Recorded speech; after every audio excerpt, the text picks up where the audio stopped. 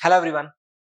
आज के इस वीडियो में हम बात करेंगे एक और नई वैकेंसी अपडेट की जो आया है यूपी पीएससी की तरफ से assistant teacher train graduate grade teacher के लिए। अल्टीमेटली इसको हम यूपी एलटी ग्रेड एग्जाम के नाम से भी जानते हैं। तो उसके लिए नोटिफिकेशन है। पिछली बार 2018 में ये नोटिफिकेशन आया था। अब ये 7 साल बाद ये नोटिफिकेशन देखने को मिला है। तो आखिरकार क्या क्या हुए हैं बदलाव, क्या रहने वाली है एलिजिबिलिटी और क्या रहेगा एग्जाम पैटर्न, कैसे रहेगा सिलेक्शन प्रोसेस, सब कुछ हम जानेंगे वन शॉट में। वीडियो को एंड तक जरूर देखें।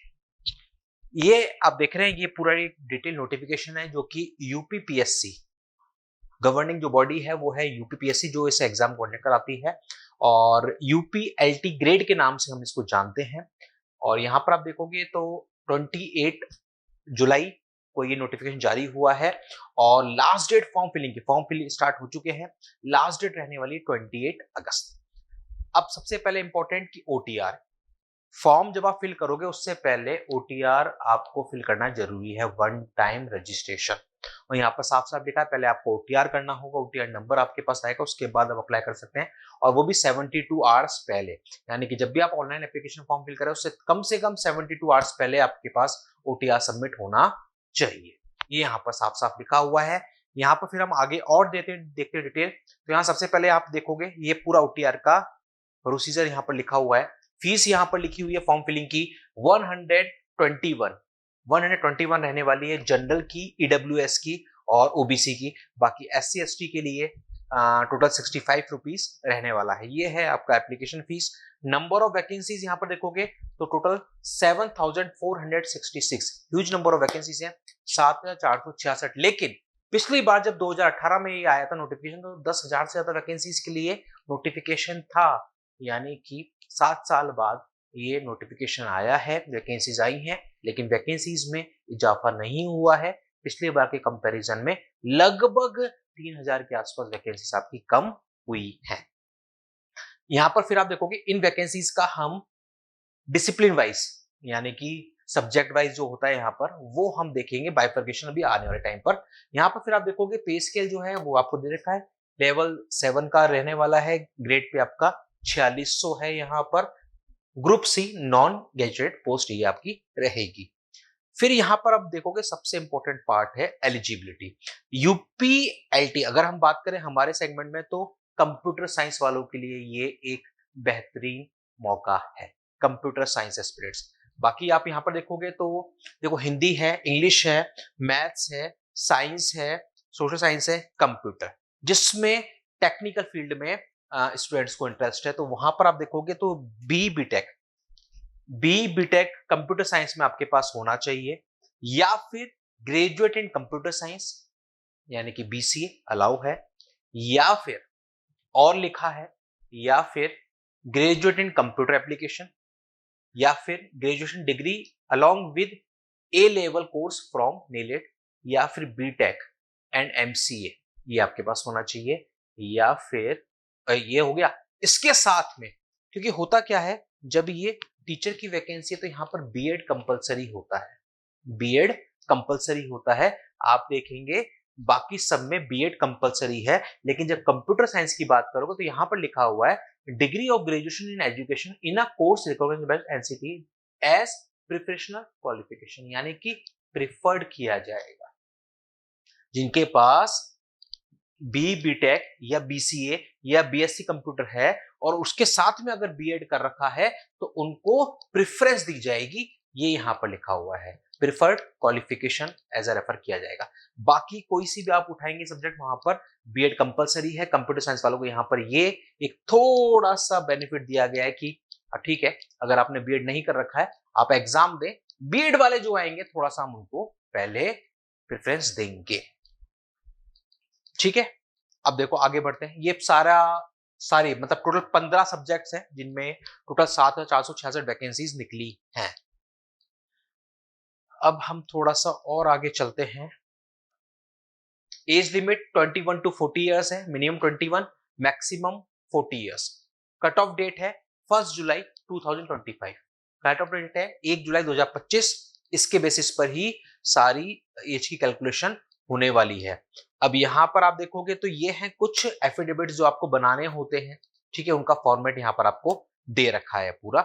इसके बाद सबसे इंपॉर्टेंट पार्ट आएगा अब एग्जाम पैटर्न और सिलेबस, जो आपको जानना है। देखो, पिछली बार जब ये वैकेंसी आई थी 2018 में, तो सिंगल एग्जाम होता था, सिंगल एग्जाम।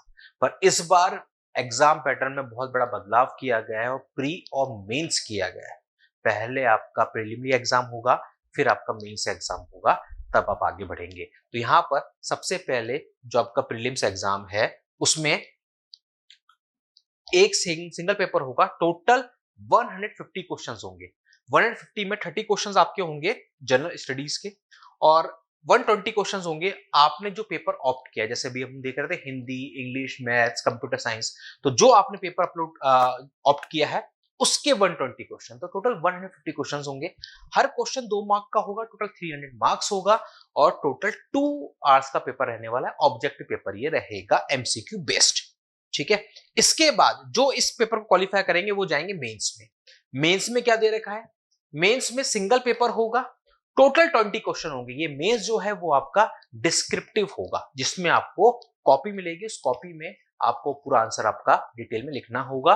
टोटल 20 क्वेश्चंस होंगे। 10 क्वेश्चंस तो होंगे 8 मार्क्स के, 10 क्वेश्चन होंगे 12 मार्क्स के। इस तरीके से टोटल 200 मार्क्स का पेपर होगा। 3 आवर्स का ये पेपर रहने वाला है। जो आपके 10 क्वेश्चंस होंगे वो 125 शब्दों की लिमिट होगी, 125 वर्ड्स के होंगे। ठीक है। और बाकी के जो क्वेश्चन है उनके लिए लिमिट रहेगी 200 वर्ड्स। यानी कि दो तरह के क्वेश्चन पूछेगा, एक पूछेगा 125 वर्ड्स की लिमिट क्या, और एक पूछेगा 200 वर्ड्स की लिमिट का।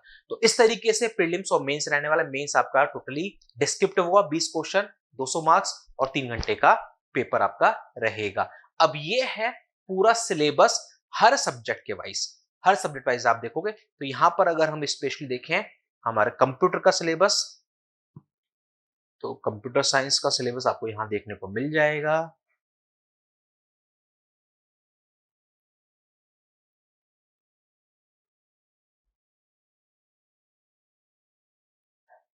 ये आ गया कंप्यूटर साइंस का syllabus, that is this one. ये रहा कंप्यूटर का। तो यहां पर आप देखोगे ये है पूरा syllabus. Digital logic and circuits and discrete mathematics, computer organisation architecture, data structure algorithm, data structure and algorithm. फिर उसके साथ में आप देखोगे